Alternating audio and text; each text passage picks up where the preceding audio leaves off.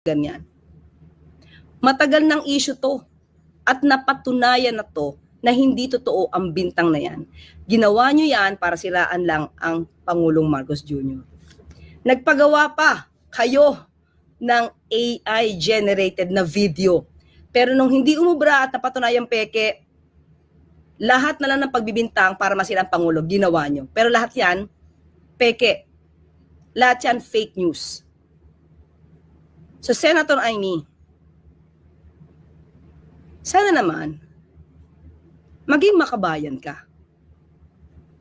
Tumulong ka po sa pagpapaimbestigang ginagawa ng sarili niyong kapatid.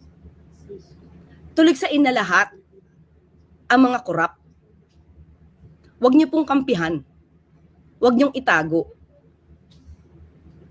Hayaan natin magtrabaho ang Pangulong Marcos Jr. para masawata lahat itong korupsyon na to.